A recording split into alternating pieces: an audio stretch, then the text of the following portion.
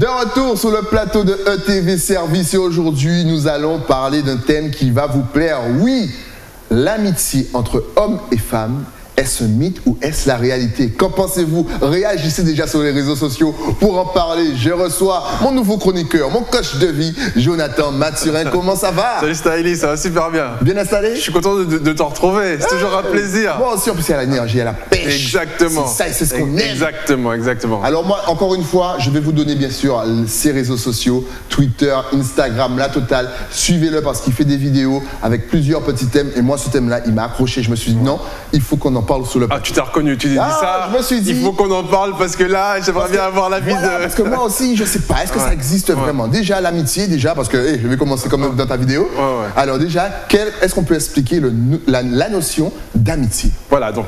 Déjà, l'amitié homme-femme, mythe ou réalité, donc c'est quand même important de répondre à ce thème, d'échanger sur ce sujet. Donc déjà, qu'est-ce que l'amitié? Parce qu'aujourd'hui, avec les réseaux sociaux, l'amitié, c'est galvanisé, enfin le mot amitié. Parce qu'on a des amis Facebook, moi j'ai 6000 amis Facebook, c'est pas vraiment des amis. On a des followers sur Instagram. On a des followers, c'est mon ami de longue date, etc. On sait plus qu'est-ce que l'amitié. Donc j'aimerais déjà qu'on recadre, c'est quoi l'amitié? Exactement. Donc pour moi, l'amitié, en fait, c'est quelque chose d'exclusif, c'est une personne sur qui tu peux compter, que tu peux appeler si tu as un problème, à qui tu peux te confier, qui n'ira pas raconter tes affaires, qui n'ira pas te juger non plus, qui ne va pas te juger, tu peux tout lui dire, elle ne va pas te juger, et qui va te donner de bons conseils aussi, des conseils pour que tu puisses évoluer. Ce n'est pas une personne dont tu te méfies. Donc vraiment, l'amitié, on n'a pas 10 amis. Ok. C'est pas vrai. Exactement. Ben, je t'arrête là, ça tombe bien parce que effectivement c'est une phrase que j'ai entendue depuis très longtemps. Il paraît que si on a plus de 10 amis, c'est qu'on a un problème. Ah ouais? Est-ce que c'est vrai? C'est-à-dire que concrètement parlant, on ne peut pas avoir 10 personnes sur qui compter réellement. C'est pas possible. Quelqu'un justement, comme tu viens de le dire, à qui on pourrait confier sa vie. C'est pas possible. On a peut-être 5, 10 de vrais amis, vraiment quelqu'un sur qui on peut compter. Est-ce que c'est vrai ça? Ma mère me disait... celui qui a trop d'amis les a pour son malheur. Ah, donc tu vois, ça répond un petit peu à la question. Donc ça répond un peu à la question. C'est-à-dire que quand on a beaucoup d'amis, c'est qu'on se trompe en fait. Ce ne sont pas véritablement des amis en fait. Ce sont des connaissances, de bonnes connaissances, des gens avec qui on sort, des gens avec qui on peut parler, des gens avec qui on peut délirer. Des connexions. Des connexions, mais est-ce que ce sont vraiment des amis? Est-ce que je peux compter sur cette personne? Est-ce qu'ils vont garder vos secrets? Voilà, est-ce qu'ils vont vous aider quand vous allez les appeler machin à 3h du matin? C'est ça, exactement. Donc déjà, continuons sur cette notion. L'amitié, déjà, c'est un rapport de proximité. Il y a une complicité entre amis, on se raconte des confidences, on se dit des choses exclusives. Donc c'est vraiment ça, on va parler de cette amitié-là. D'accord. De la réelle amitié. Donc on a un ami. Allez, on a 2 amis. On n'a même pas 5 amis. En vrai. On va réagissez encore une fois sur les réseaux sociaux. On va parler sérieusement, on n'a pas 5 amis. Déjà, on a de la chance si on a un ami. D'accord? Donc on va dire on a un ami, on a 2 amis. On ne va pas confier sa vie privée à 5 personnes. Non. Les choses exclusives qu'on ne dit à personne, on va la confier à une personne, à 2 personnes max. Cette personne qui, même lorsque vous serez fâché, ne va pas dire vos secrets. Ça, c'est important ce que tu dis. Ce sont des amis, ça. Ça, c'est important ce que tu dis. Parce qu'il y a des gens, une fois que vous êtes fâché avec eux, ça y est, ils commencent à balancer sur votre vie. Et on vous voit. Exactement. Donc continuons sur ce terme d'amitié. Donc il y a des personnes qui se fâchent et tout, elles vont. Donc voilà, la réelle amitié, qu'on soit fâché ou pas, je garde tes secrets, je garde tes secrets. Tu gardes mes secrets, je garde tes secrets. Ça, c'est important ce que tu as dit quand même. Alors maintenant, entre hommes et femmes, maintenant qu'on a bien défini ce qu'est l'amitié, la notion d'amitié entre hommes et femmes, c'est-à-dire que concrètement, oui, on peut avoir une amie femme, c'est-à-dire à qui on peut faire confiance, à confier ses secrets et compagnie. Mais est-ce que il n'y aurait pas justement entre le sexe opposé, une certaine attirance qui gâche cette amitié? Est-ce qu'on peut rester seulement amis? C'est une bonne question. C'est une bonne question. Alors, le problème avec l'amitié, c'est qu'en général, d'accord, il y a toujours un des deux qui flanche. Il y a toujours un des deux qui... On est tellement amis, je t'ai tellement raconté des choses me concernant de privé que les sentiments viennent en fait. Donc le challenge en fait, c'est que les deux puissent être sur la même longueur d'onde concernant l'amitié. Donc oui, l'amitié ça existe. Oui, l'amitié ça existe entre hommes et femmes. Il y a des gens qui vivent une réelle amitié. Après, cette amitié est fragile. C'est-à-dire qu'il faut mettre un cadre à cette amitié, parce que si on ne cadre pas cette amitié, on peut basculer dans des sentiments, parce que dans l'amitié, il y a de l'amour dans l'amitié. Tout à fait. Un ami, on l'aime quand même. Il y a une certaine appréciation, on aime cette personne. Peut-être pas amoureusement, mais on aime cette personne. Tout à fait. Mais à force d'être complice avec quelqu'un, à force de raconter ses affaires privées, à force de passer du temps ensemble, il y a un moment où, malgré nous, on peut avoir des sentiments. Il y a quelque chose qui se développe. Il y a quelque chose qui se... Mais on ne le voit pas. C'est insinueux. C'est fin. On ne le prévoit pas. On ne le prévoit pas. On ne le prévoit. Et on ne peut pas prévoir. Exactement. On ne peut pas prévoir. On ne peut pas dire je serai ami avec cette personne-là toute ma vie, il ne se passera rien. On ne peut pas le dire. On ne peut pas le dire. On peut se dire aujourd'hui, je ne pense pas. Mais on ne sait pas ce qu'on ne sait pas. Voilà, on ne sait pas. On ne sait pas ce qu'on ne sait pas. On ne sait pas ce qu'on ne sait pas. Joli. Donc je pense qu'il faut être prudent et dire que bon, cet ami aujourd'hui, c'est mon ami, mais bon, on ne sait pas demain. Donc si je t'écoute bien, en gros, c'est fragile. Et en gros, il n'y a pas trop d'amitié entre hommes et femmes, parce que, mine de, il y a un fort pourcentage que l'un des deux flanche. Et première question pour toi, qui flanche en premier, l'homme ou la femme? Ça dépend. Alors, les deux peuvent flancher en fonction de la sensibilité des uns et des autres. Moi, j'ai déjà flanché dans une amitié et on a déjà flanché dans une amitié. Donc, je vais te raconter une petite histoire qui m'est arrivée il y a quelques années. J'ai rencontré une fille fort sympathique il y a quelques temps, avec laquelle on discutait de religion, de tout, et franchement, la connexion était excellente. D'accord ? Et en parlant, elle a cadré direct l'amitié. Elle m'a dit, Jonathan, bon, on parle bien et tout, on se téléphone, on reste des heures au téléphone, mais ça en reste là. Je veux pas que tu crois qu'il va se passer des choses, etc. En plus, je sors d'une relation compliquée, donc je veux juste de l'amitié, moi. Moi, je veux rien de plus, donc je préfère te dire la vérité et être franche, je ne veux que de l'amitié. J'ai dit, ok, parce que moi, ça me convenait aussi, parce que j'ai du mal à trouver des vraies personnes à qui je parle, à qui je peux me confier, etc. Donc moi, ça me convenait, en fait. Donc j'étais content quand elle m'a dit ça. Donc du coup, je fais ok, on part vraiment sur de l'amitié, on s'appelle, on truc et tout. Et un jour, on sort, on va manger un truc, et je vois qu'elle me regarde bizarre. Tu vois ? Alors pas comme d'habitude. Je vois qu'elle me regarde pas comme d'habitude. Et à ce moment-là, je me suis dit, bon, là, il y a un truc qui est bizarre. Tu vois ? Et après, son attitude a un peu changé à mon égard. Je sais pas, c'était différent. Et un jour, elle m'a avoué que bon, Jonathan, tu sais quoi, il y a quelque chose qui se développe. J'ai des sentiments pour toi. C'est vrai que je t'avais dit ça au départ et tout, mais malgré moi, j'ai des sentiments qui se sont développés. Et j'étais déçu en fait. Pas déçu de la personne, mais j'étais déçu de la situation parce que c'était une belle amitié, on pouvait se raconter des choses proprement, entre guillemets. Et justement, est-ce que ça a tué justement l'amitié? C'est-à-dire que, est-ce que toi, de ton côté, tu t'es restreint à lui raconter certaines aventures, peut-être, ou certaines expériences de vie que tu avais? Oui, ça a tué l'amitié. Ça a tué l'amitié parce qu'elle a pris ses distances, puisque ce n'était pas réciproque.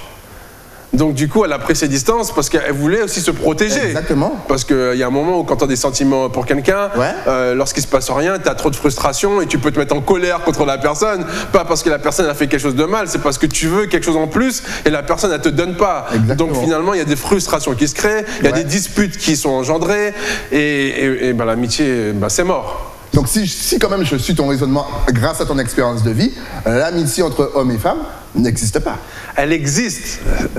Elle existe, Stylie, parce que moi j'ai des amies femmes, de réelles amies femmes. Mais qui te dit qu'elles ne te disent pas qu'au final, elles sont attirées par toi? Après, on ne peut pas... Et est-ce que tu n'es pas attiré par ces amies femmes que tu as? Réponds franchement, on ne sait pas qui c'est. Les amis auxquels je pense, je ne suis pas attiré par ces personnes-là. D'accord. Mais je pense, après c'est personnel, je pense que... Après, il y en a d'autres qui pensent autrement parce qu'on a échangé sur les réseaux sociaux. Mais à mon avis, à mon niveau, il ne faut pas que la personne me plaise physiquement. D'accord. En tout cas, que ce ne soit pas mon style. Parce que si elle me plaît intellectuellement, spirituellement et physiquement, il n'y a pas d'amitié. Il n'y a pas d'amitié. tu vois? Donc si ce n'est pas mon style, par contre, je pourrais être ami, puisque de toute façon, ce n'est pas mon style, donc je n'aurai pas d'attirance physique. Mais si tout est là, si l'attirance physique est là, si l'attirance en tant que personne est là, si tout est là, à un moment, c'est plus de l'amitié en fait. Ouais, ouais. Il y a un moment où des sentiments amoureux vont naître parce que tu as envie d'être avec cette personne-là. Elle te correspond à 100%. Il y a un moment, il faut pas... Ouais, faut pas se voiler la face, quoi. Faut pas se voiler la face. Alors justement, on entend beaucoup un terme qui revient, c'est la friend zone. Est-ce que tu peux expliquer à nos plus anciens, peut-être qui ne comprennent pas forcément l'anglais, ou ce nouveau style, parce qu'il y a toujours des nouveaux termes qui arrivent et qui émergent, je ne sais pas où. Donc la friend zone, est-ce que tu peux en parler? Parce que ça ressemble un petit peu à ton expérience personnelle. Ouais. Tu as un petit peu mis ton ami là dans la friend zone. Oui, oui, effectivement. Donc la friend zone en anglais, c'est la zone amicale. Voilà. C'est la zone amicale. Donc cette zone amicale a un cadre.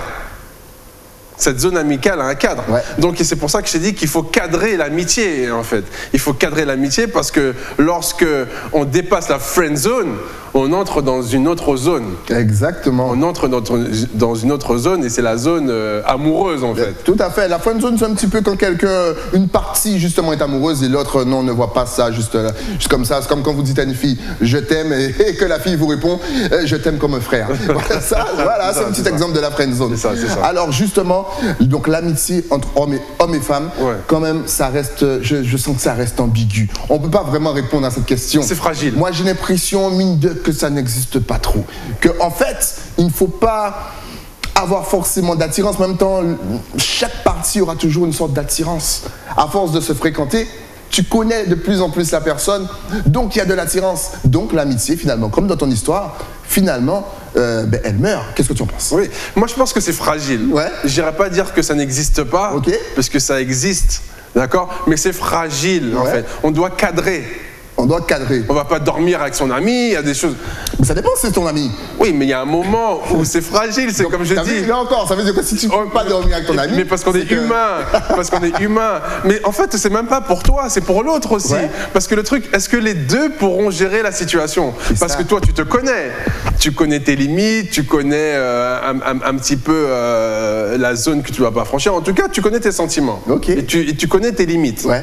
Mais tu connais pas les limites de l'autre. C'est exactement. Tu vois, donc dormir avec son ami, oui, mais il faut que l'autre aussi soit sur la même longueur d'onde et gérer ça. Petite question, petit conseil, lorsqu'on est amis, qu'on sait qu'on a une belle amitié, où vraiment on peut échanger, se confier, que faut-il faire? Lorsque l'un des deux parties, justement, a une petite attirance, qu'est-ce que ce parti doit faire? Est-ce qu'il doit avouer ses sentiments ou est-ce qu'il doit garder ça pour lui, pour ne pas détruire cette amitié?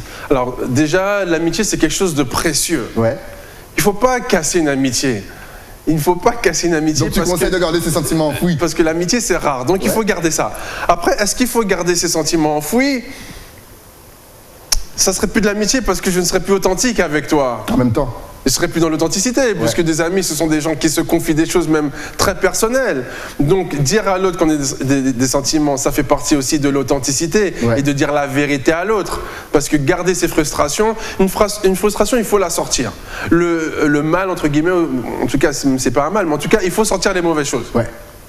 Donc, en gardant les mauvaises choses, lorsqu'on garde quelque chose de mauvais en soi, ça prolifère. Tout à fait. Ça grossit. Parce qu'on ne l'a pas sorti. Ouais. C'est comme une pomme. Si une pomme elle est un peu pourrie et tu laisses le truc comme ça va prendre toute la pomme. Exactement. Donc il faut enlever, il faut retirer. Donc c'est la bonne attitude de pouvoir dire à l'autre, écoute, j'ai des sentiments, ok. Maintenant, qu'est-ce qu'on fait?